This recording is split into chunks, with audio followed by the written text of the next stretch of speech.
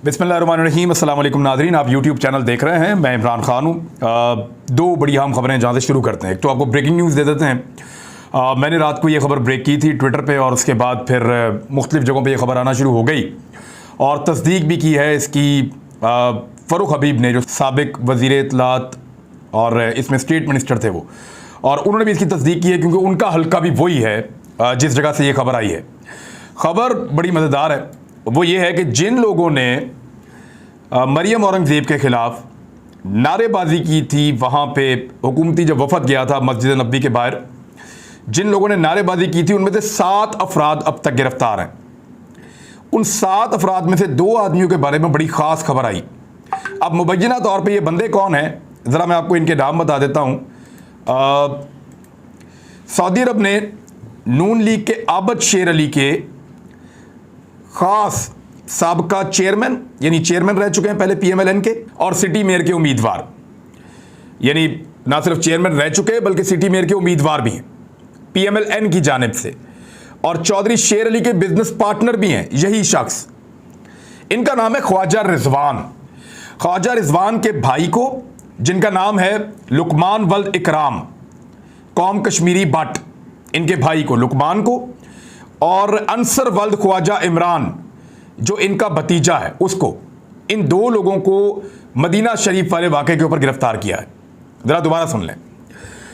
Saudi अरब की government ने मुबैना तौर पे जिन 7 लोगों को गिरफ्तार किया उनमें से 2 लोगों का पता चल गया है। वो 2 लोग वो हैं जो आबिद शेर अली साहब के वालिद के बिजनेस पार्टनर मुबैना तौर पे, और साबका चेयरमैन और सिटी मेयर के उम्मीदवार PMLN के। उनका एक भाई है जिसका नाम है लुकमान, और उनका एक भतीजा है जिसका नाम है अंसर। इन दोनों को गिरफ्तार कर लिया। इनकी जो रिहाइश है वो गुरुनानकपुरा गली नंबर 2 इनकी रिहाइश है, वहाँ के रहने वाले हैं, और इनको गिरफ्तार कर लिया सऊदी अरब ने। इनको छुड़वाने के लिए जो सऊदी अरब में पाकिस्तानी कौंसलेट है उसके साथ रब्ता भी किया गया है शरीफ ख़ानदान की जानिब से। मैंने चंद दिन पहले आपको कहा कि 2 बंदे ऐसे हैं जो गिरफ्तार हुए जिनका ताल्लुक PMLN से है, और आबिद शेर अली को और सलमान शहबाज को, उनको इस मामले में मुदाखलत करनी पड़ी, और वो कोशिश कर रहे हैं पाकिस्तानी वहाँ पे जो सफारती अमला है उसके ज़रिए से कि कुछ भी करें और इन 2 लोगों को छुड़वाएं। लेकिन ये 2 लोग नहीं छूट रहे क्योंकि मुबैना तौर पे इन लोगों ने इनिशिएट किया था उस सारे मामले को।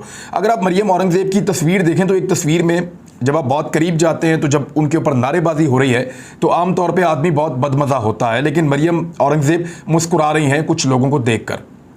तो अब ये एक नई कहानी बन रही है और ये सवाल पैदा हो रहा है कि क्या मरियम औरंगज़ेब ने खुद अपने साथ ये सब कुछ करवाया, जानबूझकर रियासत मदीना वाला इशू उठाया, जानबूझकर वहाँ मदीना की रियासत में उस जगह पे जाकर उस सरजमीन के ऊपर अपने खिलाफ नारे शुरू करवाए, और जब नारे शुरू हो तो फिर सब लोग लगाते हैं, और फिर जब वहाँ पे एक माहौल बन गया तो उसके बाद फिर पाकिस्तान में पर्चे करवा दिए, शेख रशीद का भतीजा गिरफ्तार कर लिया, और फिर तौहीन मज़हब का कार्ड इस्तेमाल किया जिसको फिर एस्टेब्लिशमेंट ने बाद में रोका मुदाखलत करके। तो ये एक बड़ा अहम नुक्ता अब सामने आया है और ये इन्फॉर्मेशन है, और इस इन्फॉर्मेशन के ऊपर अगर हुकूमत डिनाई करना चाहती है तो कर दे, लेकिन ये बंदे पकड़े गए हैं मेरी जो इतला है इस वक्त उसके मुताबिक, और इन बंदों को छुड़वाने के लिए PMLN की जो हुकूमत है, इम्पोर्टेड गवर्नमेंट, वो कोशिश भी कर रही है। दूसरी खबर, मरियम औरंगज़ेब जो हमेशा ये कहती रही हैं कि कुछ भी हो जाए पीका ऑर्डिनेंस को हम नहीं मानते। शहबाज शरीफ जिन्होंने पीका ऑर्डिनेंस के खिलाफ बहुत सारे स्टेटमेंट दिए, और बिलावल भुट्टो जरदारी जिन्होंने पीका ऑर्डिनेंस के खिलाफ बहुत सारे स्टेटमेंट दिए, राणा सनाउल्लाह जिन्होंने पीका ऑर्डिनेंस की मुखालफत की, इन सब लोगों ने मिलकर मीडिया के लिए ज़मीन तंग करना शुरू कर दी है और सहाफ़ियों के खिलाफ इंतकामी कार्रवाइयाँ शुरू कर दी हैं। पहली इंतकामी कार्रवाई का ये एक नोटिस मौजूद है, बाकायदा कानूनी कार्रवाई की गई है समी इब्राहिम के खिलाफ। समी इब्राहिम ने आज से चंद दिन पहले कुछ सवालात उठाए थे जनरल बाजवा साहब के हवाले से, और उन्होंने ये कहा था कि जनरल बाजवा ने इन सारी जमातों को इकट्ठा किया है और इस वजह से पाकिस्तान में रजीम चेंज हुआ है। तो अब इसमें जो है वो एक इंक्वायरी की गई है 296/2022।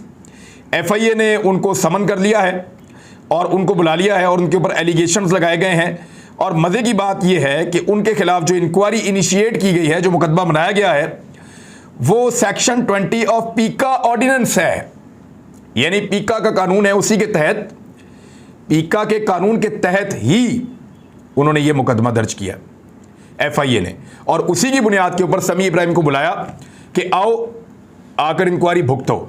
और इल्जामात क्या लगाए हैं? इल्जामात बहुत सारे लगा दिए उनके ऊपर कि आप पाकिस्तान के अंदर पैनिक क्रिएट करना चाहते हैं, खौफ पैदा करना चाहते हैं और इंटिमिडेशन चाहते हैं, फिर आप इनसिक्योरिटी पैदा करना, अदम तहफ़्फ़ुज़ पैदा करना चाहते हैं, अनरेस्ट पैदा करना चाहते हैं हुकूमत के जो ऑफिशियल्स हैं उनके दरमियान और आर्म फोर्सेस के दरमियान और जनरल पब्लिक के दरमियान। तो आपने जो बात आपने अपने वीलॉग में कही या जो बात आपने कही उससे ये नुकसान हुआ है, आए ज़रा आके अब एफआईए को जवाब दें। तो एफआईए की पहली कार्रवाई इस हुकूमत ने 1 महीना भी नहीं हुआ अभी इनको आए हुए, इन्होंने इनिशिएट कर दी है। अब देखना यह है कि सहाफ़त की आज़ादी के लिए जो लोग कल तक नारे लगाते थे वो लोग अब क्या कहेंगे। अच्छा, यहाँ समी इब्राहिम ने कुछ सवालात उठाए, उन्होंने तो सवालात उठाए हैं, लेकिन मरियम नवाज़ ने क्या कहा? मरियम नवाज़ ने तो डायरेक्टली मिलिट्री के एक सर्विंग जनरल के ऊपर संगीन तरीन इल्ज़ामात लगा दिए हैं। अब इमरान खान के दौरे हुकूमत में नवाज शरीफ ने जनरल बाजवा को डायरेक्टली इल्ज़ामात लगाए कि आपको जवाब देना पड़ेगा, आपने ये किया, आपने वो किया, संगीन तरीन इल्ज़ामात लगाए कि आप लोगों ने बगावत और गद्दारी कर दी है पाकिस्तान के साथ। इस किस्म का तासुर बना दिया पाकिस्तान में जनरल बाजवा और जनरल फैज़ के खिलाफ। तब तो ये पीका ऑर्डिनेंस लगा के पर्चे नहीं दिए गए, ना पर्चा हुआ नवाज शरीफ पे, ना पर्चा हुआ मरियम नवाज पे, जजेस के खिलाफ किया गया, जर्नल्स के खिलाफ किया गया, दोनों के ऊपर कोई ऐसा पर्चा नहीं हुआ पीका ऑर्डिनेंस के तहत। बल्कि आपको मैं एक और चीज़ सुनाता हूँ। नजम सेठी, हामिद मीर की तो बात ही छोड़ दें, वो तो बहुत उल्ट पटांग किस्म की बातें, पता नहीं आजकल मुझे समझ नहीं आ रही क्या हो गया। और हामिद मीर की एक दावत हुई है प्राइम मिनिस्टर हाउस में और मुबैना तौर पर वहाँ बड़े लेविश खाने खिलाए गए हैं और उनको बाकायदा बुला के ऑनर दिया गया है। एक बहुत बड़ा एसेट है वो मौजूदा इंपोर्टेड हुकूमत के लिए। बहरहाल वो एसेट है और उसको जो टारगेट दिया गया है उसमें एक टारगेट जो है वो अल्हम्दुलिल्लाह मैं भी हूँ, और उसने अपना काम सोशल मीडिया पे शुरू कर दिया है। तो मुझे बहुत सारे लोगों ने उसके क्लिप भेजे हैं, बहरहाल उसके स्क्रीनशॉट्स भेजे हैं, क्योंकि मुझे तो उसने ब्लॉक किया हुआ है, भागा हुआ है, मेरे सवाल का जवाब उसके पास नहीं होता, हामिद मीर के पास। अब जो बात की है नजम सेठी ने, नजम सेठी का ये कहना है कि वक्त आ गया है कि लोगों की पोस्टिंग्स और ट्रांसफ़र्स का, यानी कुछ लोगों की पोस्टिंग्स और ट्रांसफ़र्स होंगी, इसका वक्त आ गया है। कुछ जर्नल्स जो हैं वो रिटायर हो रहे हैं, इस महीने उनकी जगह पोस्टिंग्स और ट्रांसफ़र होंगी और ज़रा ये कह रहे हैं कि जनरल फैज़ को ट्रांसफ़र कर दिया जाएगा GHQ में और वहाँ नया कोर कमांडर पेशावर में यानी वहाँ पे अपॉइंट कर दिया जाएगा। इमरान खान साहब लॉन्ग मार्च में जनरल फैज़ की मॉनिटरिंग और उनकी मदद चाहते हैं। फिर नजम सेठी साहब कह रहे हैं, यानी ये फ़ौज के इंटरनल मामलात के अंदर मुदाखलत नहीं है तो और क्या है। फ़ौज के अंदर रैंक एंड फाइल के अंदर आप इस किस्म की जब खबरें देते हैं तो आप क्या चाह रहे हैं एक्चुअली? आप तो इदारे के अंदर फूट डालने की कोशिश कर रहे हैं। वो ये कहते हैं कि ये जो फ़ोन कॉल्स जाती हैं ना, ये पेशावर से जाती हैं। एक तो जो मेरी वाली फ़ोन कॉल है उसका भी बड़ा वो आजकल हवा बना हुआ है। तो मैं आपको क्लियर कर दूं कि मैं जनरल फैज़ को अपनी ज़िंदगी में एक ही दफ़ा मिला और वो भी मैं तब मिला जब आर्मी चीफ से हमारी एक मुलाकात थी, वहाँ उन्होंने जनरल फैज़ से मिलवा दिया और बस हाथ मिलाया। उसके अलावा मैं इस आदमी को नहीं जानता और ना मेरी इसके साथ कोई ताल्लुकात रहे हैं। बार ये जो सहाफ़ी चलाए जा रहे हैं ये पेशावर से चलाए जा रहे हैं। किसी तरीके से बाजवा साहब के ऊपर प्रेशर डाला जाए कि वो अपने जो साथी हैं कोर ग्रुप के 5-6 बंदे, उनकी बात ना सुने और आर्मी के रैंक एंड फाइल की बात सुने, जनरल फैज़ की बात सुने और उनके 1-2 साथी हैं उनकी बात सुने और बाहर सोशल मीडिया की आवाम की बात सुने। इसीलिए बाजवा साहब पर सोशल मीडिया पर फोकस्ड अटैक आ रही है। अब ये नजम सेठी ने क्या कहा, जो लोग जानते हैं इदारों में, जिनको आइडिया है क्या कॉन्सिक्वेंसेस होते हैं इस तरह के अल्फाज के और ये अल्फाज क्या कह रहे हैं, इसके नताइज क्या होते हैं और कानून का कौन सा सेक्शन इसके ऊपर लगता है, सारे बेहतर तरीके से जानते हैं। नजम सेठी को कोई पीका ऑर्डिनेंस के तहत नहीं बुलाया गया, मरियम नवाज को पीका ऑर्डिनेंस के तहत नहीं बुलाया गया, बाकी जितने लोग हैं उनको भी नहीं बुलवाया गया, नवाज शरीफ को नहीं बुलवाया गया, हामिद मीर को नहीं बुलवाया गया। हामिद मीर ने जर्नल्स के खिलाफ खड़े होकर क्या कुछ नहीं कहा जब प्रोग्राम बंद हो गया था, जब जियो ने निकाल दिया था कि नहीं अभी हम प्रोग्राम जो है वो नहीं चला रहे हामिद मीर का। उन्होंने बोझ उठाने से इनकार कर दिया था जो बातें बाहर आई थी। बहरहाल हामिद मीर ने इल्ज़ाम उसका फ़ौज के ऊपर लगाया था उस दौर में और बाद में उन्होंने कहा नहीं फ़ौज नहीं, इमरान खान है। यानी पहले उन्होंने कहा जी इमरान खान नहीं है, ये और लोग हैं, फ़ौज की तरफ इशारा करता था। बाद में फिर अहमद मीर ने कहा नहीं, ये इमरान खान ही है। जब सुलह हो गई, माफ़ी तलाफ़ी हो गई, माफ़ी मांग ली, पाँव में गिर गए, तो तब उसने अपना वाकिफ़ अहमद मीर ने बदल लिया था। तो अहमद मीर जो कुछ कह रहा है उसको भी कोई नोटिस नहीं जा रहा। नोटिस आ रहा है समी इब्राहिम को, और नोटिस और लोगों के लिए भी तैयार हो रहे हैं। मेरी इत्तला के मुताबिक उनको फिक्स किया जाएगा। कुछ सहाफ़ियों को फेंटी लगाने का भी इरादा है हुकूमत का, और उसके लिए जत्थे तैयार किए जा रहे हैं। और जो एक मुझे आज इन्फॉर्मेशन मिली उसके मुताबिक मॉब इकट्ठा होगा, और मॉब की आड़ में कुछ लोग बीच में शामिल किए जाएंगे, और उनके ज़रिए से सहाफ़ियों के ऊपर हमला किया जाएगा और उनको मारा जाएगा। शॉर्ट लिस्ट कर लिए नाम उनके, बहरहाल देखी जाएगी जो होगा। अब ये खबर आप देख लें कि पीका ऑर्डिनेंस की मुखालफत करने वाले खुद उनकी FIA पहले तो एप्लीकेशन लेकर पीका ऑर्डिनेंस के लिए चली गई, बाद में हुकूमत ने कहा जी हमें पता ही नहीं था। जब मीडिया में उसके ऊपर तनकीद हुई तो ये तो इनकी हालत है, और हालत बहुत पतली है। इस हुकूमत के आने के बाद 4 बड़े अहम लोग या तो हटा दिए गए उनके ओहदों से जिन्होंने बड़ा शानदार काम किया था, या वो रेजिग्नेशन देकर चले गए हैं। इनमें FBR के जो चीफ हैं उन्होंने ऑल टाइम पाकिस्तान के अंदर जो टैक्स कलेक्शन किया वो बड़ी शानदार की, सब उनकी तारीफ़ें कर रहे थे, लेकिन उसके बावजूद इन्होंने हटा दिया। स्टेट बैंक ऑफ पाकिस्तान के गवर्नर हैं, उन्होंने एक्सीलेंट हैंडलिंग की थी कोविड के दौरान भी, और बहुत सारे मामलात में मॉडर्न इनिशिएटिव्स लिए थे, उनको भी हटा दिया।